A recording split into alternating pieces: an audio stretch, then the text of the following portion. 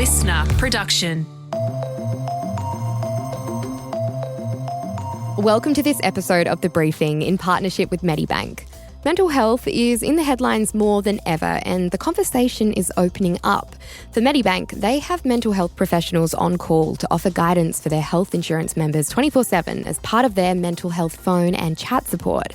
And today on The Briefing, we're zeroing in on mental health in sport.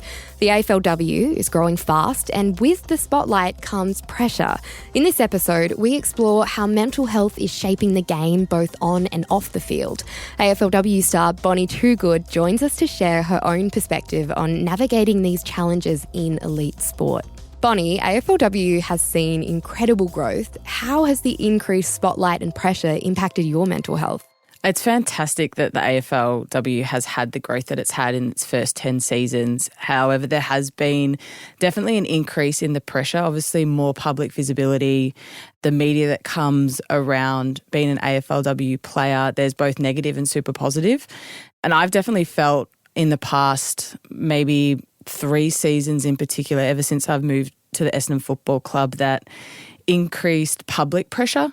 I think it's a good thing that female athletes are working through that, but it has been something that I've had to put time into personally to be able to work through that pressure and making sure that it doesn't affect performance in any way, which is our main goal as athletes. So I think it's fantastic and it's what the competition needs, but now it's for athletes to, lean on their support networks, find things that work for them to not allow that to affect performance, because as we all hope, AFLW is going to continue to grow, and the pressure will as well. So there's all these different things that particularly I have learnt in the last 3 seasons to help work through those pressures. Yeah, absolutely. And the conversations around mental health in sports are becoming more open, which is a great thing. But what changes have you noticed within your club and the wider AFLW community in terms of how mental health is being discussed and supported?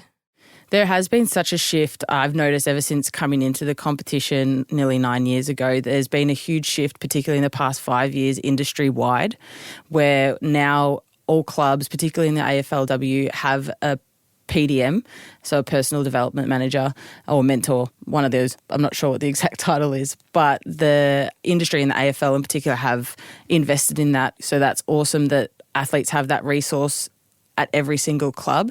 And as well as our players, AFL Players Association has programs that athletes and past players can leverage off and make sure that they're getting the support they need. I think there's been such a shift in society, not just in sport, we have to take the stigma away from mental health, and we have to start talking about it, because the more we talk about it, the more comfortable and accepted people feel. And that's on everybody creating safe spaces. And that's definitely something I think as a team and as a program at Essendon, I can obviously only speak of my experience, but we really pride ourselves on making sure that we're creating environments where people can show up as their complete self, not having to conform or think they have to be or act a certain way. And I think that's really important that teams, but also businesses are also doing that, where we're creating spaces where people feel completely comfortable. And when they are having a wobbly or they're really struggling, it's how do we continue developing language to allow people to express themselves and then have a judgmental free zone. And from a player's perspective, what does taking control of your mental health look like? What are some of the measures or activities that work for you personally? Yeah, when I am feeling I know when I'm a very self-aware person, I'll say that from the get-go. I can tell when I'm overwhelmed pretty quickly, or I use language just before called being a little bit wobbly. This is some language that we've developed within our 4 walls at Essendon, but I'm very self-aware and knowing when I'm in that space, and that could be from maybe it's performance pressure, maybe it's just, outside of football things that are increasing. And so for me, I firstly rely on my self-awareness to do that, but then also filling up my cup in the ways that I know work for me. And family is very important for me in that. So I will always make sure I go and see my nonna, because when I go and see her, she doesn't care about football. She doesn't ask me about the game or how my body's feeling. She just wants to know if I'm hungry and wants to feed me. So I rely on her a lot, as well as my mum whenever I need to be really open and vulnerable and work through something. And then when it comes to just maintenance, when it comes to mental health, I have a few things that I do where in the morning I have a morning routine where it's called ritual. So for me, if I tick that off during the day, I know I've completed something already. So ritual stands for rehydrate, ingest protein, because very important in the morning, take supplements. A is activate, so go for a walk, or if I have training in the morning, perfect, tick that off. U is for unlock, so I get to unlock something, whether it's a breath work, whether it's reading, so something that's for me and more for the mental side of things. And then L, we have to do a survey every day about how our body's feeling, so it's called log wellness. So I send that survey into the club. So I know when I'm feeling good, I'm really consistent with my morning routine. I know when I'm cutting a bit of a wobbly, I've probably dropped off on that. And it's a good indicator for me to be like, oh, I need to dial back into the things that keep me grounded and know that I'm ticking something off straight away. So they're just a few of the tools that I leverage, and I find them really helpful and keep me as balanced as possible. Even with all of those tools, how do you deal with the inevitable criticism and glorification that you face as a professional athlete, both which can add pressure in different ways? I think it's just spending time with the people that love you and support you, and it doesn't matter, they don't care that you're an athlete, I think. But it's also setting those boundaries. I can speak personally when I do go catch up, with my mum or my mum's partner. It's sometimes we do get caught up talking about football, and it's I have to be actually, I'm coming over and I don't want to talk about it. I just need some footy-free zones, and that's particularly when I'm home with my partner as well. It's a footy-free zone. It's as soon as I open that door to walk inside, we're okay, we're good. We don't need to talk about footy. I can just be home. I can be present. So I think a lot of combating the glorification and the increased pressure is how do you find time to keep yourself present in moments away from the footy field? And as well as having balance outside of footy, I think has been a huge one for me and something that I've worked through. So whether that's uni, a part-time job, working on your off-field career, I think keeps you balanced and keeps you grounded, and your life doesn't become footy, which I've 100% made that mistake very early on in my career. I was I'm putting all of my eggs in this basket. And I felt the pressure of that. So for me to diversify diversify my portfolio. I just did finance in my uni degree, but diversifying myself so that not all of my eggs are in the footy basket. It's something I love, and I know that, but I've got so many other roles that I play within my life. When it does come to the footy field though, how do you and your teammates support each other? Footy is a fantastic sport because it's no one person can pull you over the line. It's definitely a team effort, and I think it's one of the ultimate team sports. And I spoke about it before, but it's making sure when people step through those doors, they feel accepted and can show up authentically themselves. But on the footy field, obviously pressure high, mistakes happen. Footy is built off mistakes, and it's that ability to reset. So we've worked probably very individually how to reset yourself because it's all about you got to lead yourself well first. And then once you're feeling comfortable in that, it's how do I then go and support my teammates and show up for my teammates, and creating a bit of a safety net, because we're all inevitably going to make mistakes out there, and it's your teammates are the one that's actually going to catch you. So it's don't dwell on it. So your ability to reset that, but then also know that no one's judging you. No one, it's things are going to happen. So we want you to do that kick again, even if you've missed it. We want you to pull it. So that's super important, and that's something that we continue to develop as a team. And it's those abilities, how do you continually reset in moments of adversity or making mistakes? And I think we're building that foundation really well.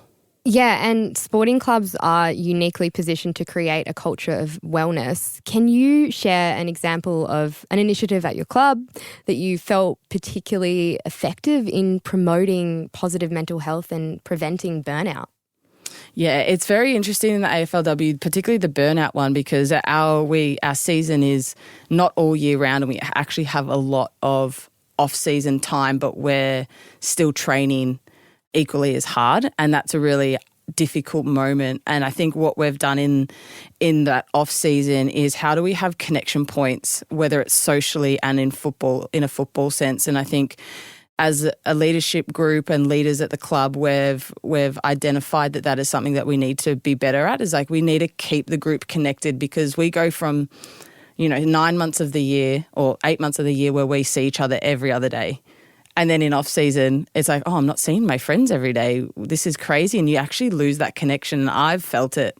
It damages my mental health because I'm so used to seeing my friends all the time. So it's like we've put in effort to be like, okay, what are social events that we can program in during that time, where it's like, you can let your hair down, relax, have like organic casual conversation, which is so important with building relationships, as well as then how do we have footy connection points as well? How can we train together as much as we can, with obviously not to where people feel like they have to come, like we want people to come and connect with each other. So I think that's something that will continue to carry through. And then in actual season itself, we do lose a lot of time, but it's where can we find those little pockets of space where we can have those conversations that are more than just surface level. So within our player meetings, we find moments where we can do an activity where it's not asking, how's your day been? It was like, what is something that you're super interested in at the moment, or things like that. So having those conversations more regularly and actual scheduled into our program,